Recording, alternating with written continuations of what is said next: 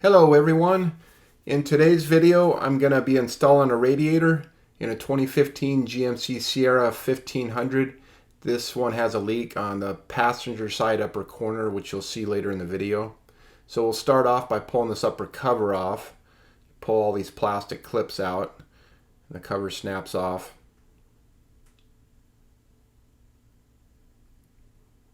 Then we'll pull the airflow meter connector.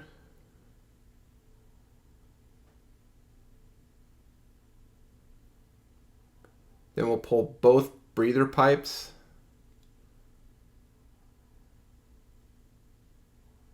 Pull the bolts for the upper air cleaner housing.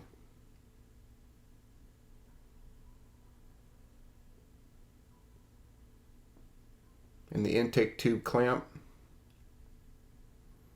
Just wiggle it side to side and pull on it.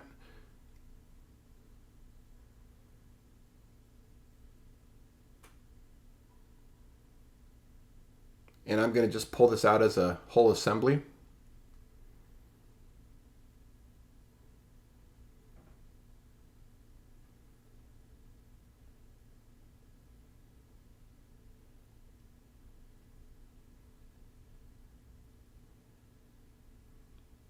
Next, for the lower air filter housing, just pull it as hard as you can, pull it straight up and it pops out. This bypass tube, get that out of the way.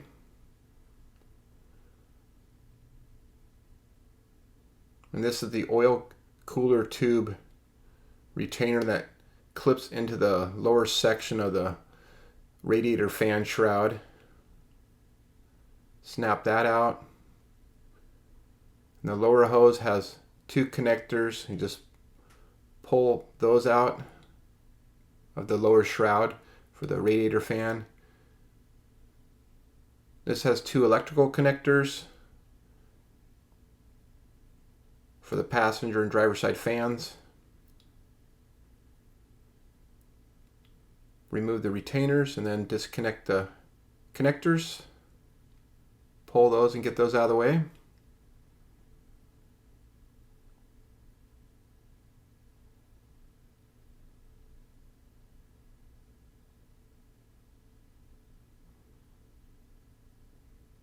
Next, we'll pull these oil cooler hoses or tubes.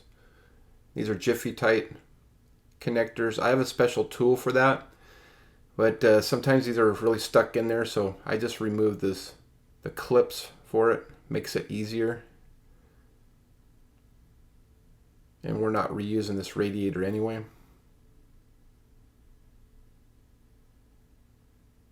There's these metal C clips you pull out. And then the tubes just pull right out of the radiator.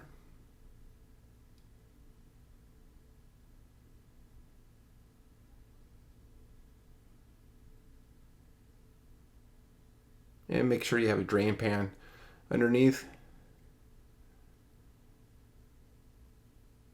to collect the oil. Next, we'll pull the two bolts for the radiator fan assembly. They might call this a fan module.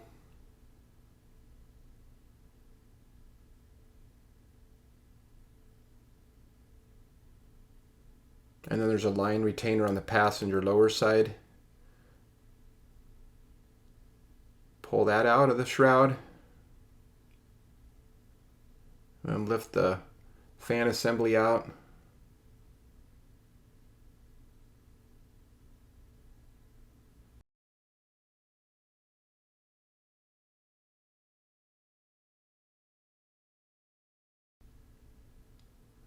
Next, we're going to loosen up this lower radiator hose clamp. I've got a remote hose clamp plier set.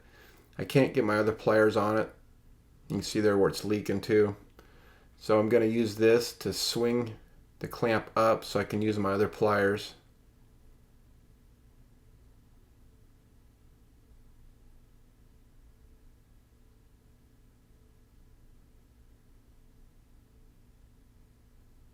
And we'll slide this clamp back.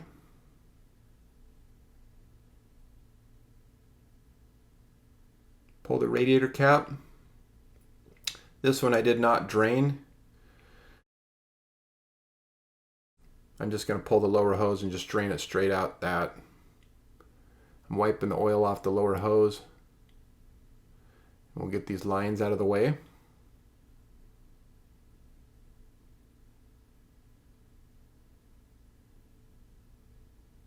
And splash down.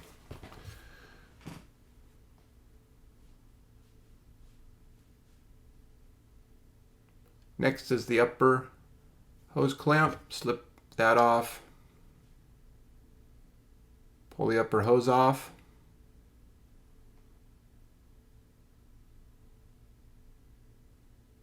This other bypass tube, I'm going to pull the clamp and the hose together. A lot of times on these smaller ones, if you go to pinch them and pull the clamp off, they'll lose tension after that. And the 2 bolts for the radiator, take those out, kind of swing the radiator back a little bit. Next we need to get this upper condenser shroud off. There's an ear on each side. Grab the plastic, pry it back, and it'll snap off.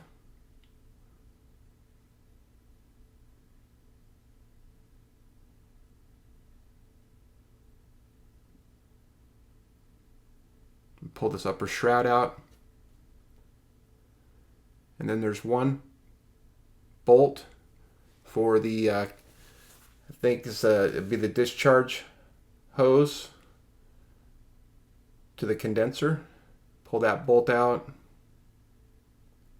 And then there's 2 ears, one on each side. They're plastic ears integrated into the radiator.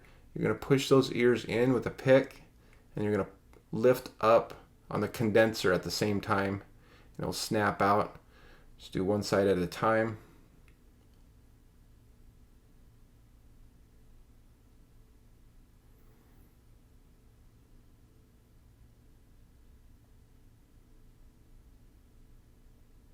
Push in on this ear, pull the condenser up.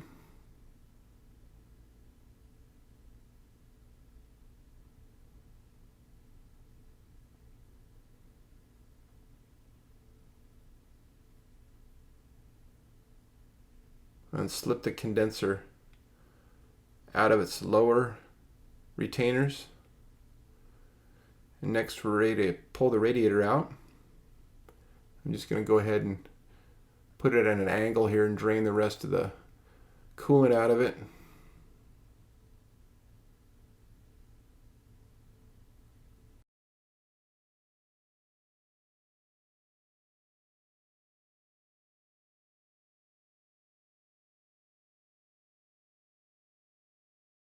And there's the leaking radiator. There's the part number for the new one I'm installing. They got me a GM part, which is nice.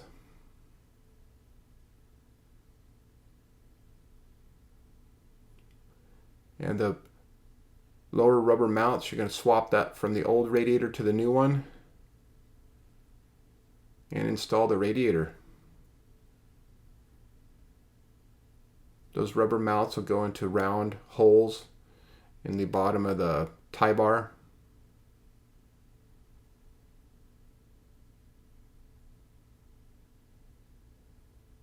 Slip this lower hose back on. Wipe the oil off of it. Then we're going to start the lower ears on the condenser into the radiator on both sides. Then pivot it up and slide it in and snap the condenser back into the new radiator.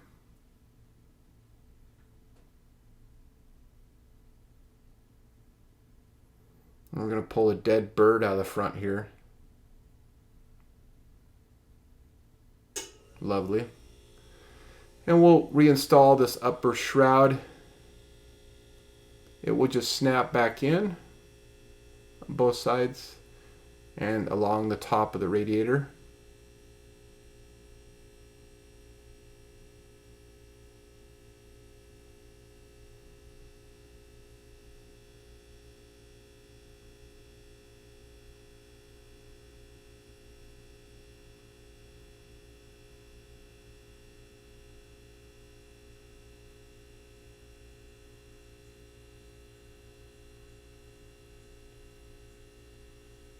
reinstall the radiator bolts.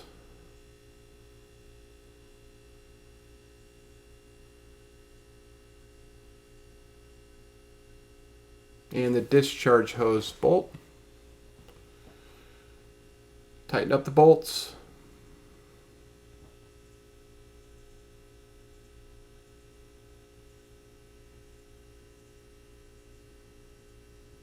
Put the lower hose clamp back on. I'm going to put it on with the same pliers, and then I'm going to use the remote pliers and swing it back down so it sits in the same imprint. This might be a good time to install hoses if you're doing this yourself. This is a dealer trade-in, so we don't do anything on these that it does not need. So if the hoses are still okay, you just leave them alone.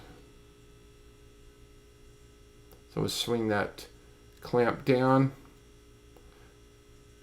I'm going to put a small amount of Sil Glide on these cooler lines. Snap them back into the new radiator and slide those plastic retainers back on. Install the fan. It slides into two ears on the bottom into the radiator.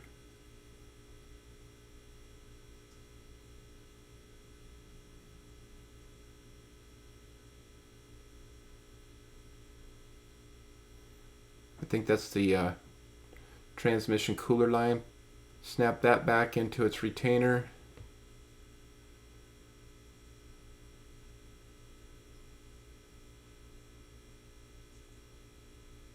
Install the fan bolts.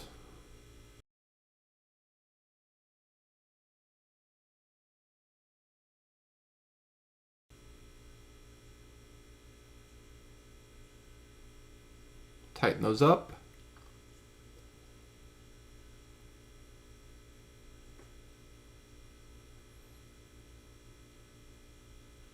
Snap the fan connectors back in. Definitely don't want to leave those disconnected. Install this bypass hose, upper hose,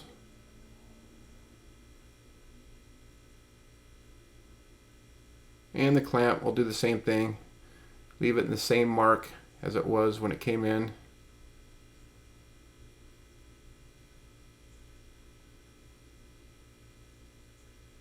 Snap the lower hose brackets back in to the fan housing.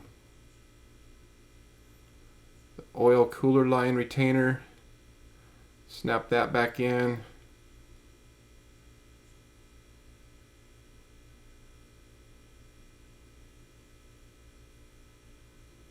Reinstall the bypass.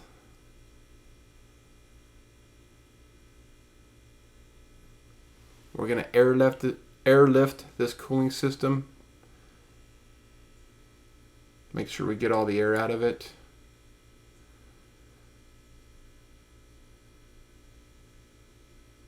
We're going to pull about 20 or 22 inches of vacuum on this system. You'll see the upper and lower hoses suck flat on it right there. So all the air is out of it. It'll suck all the hoses flat.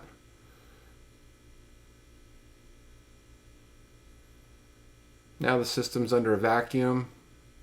We're going to go ahead and fill it up.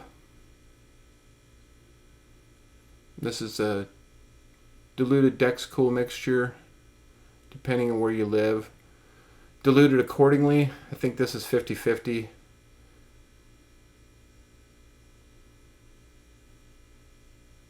Doesn't get very cold here in Western Washington, so 50-50 is plenty.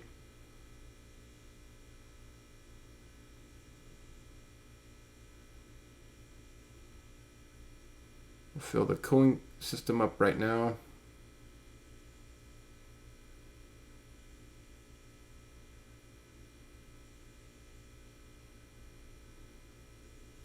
And this will want to overfill the bottle, and you'll have to vacuum out coolant. So at the very end, when it has about 1 or 2 inches of vacuum still on it, I'm going to lift the hose up out of the bottle and I'm going to introduce air into it, and you'll see the coolant level drop, and the air will sit on top of the coolant. It will not enter the system. It will only enter the top of the degas bottle. You can see there the coolant dropped. And then fill it up, and this one is done. All right, thanks for watching, everyone, and we will see you in the next video.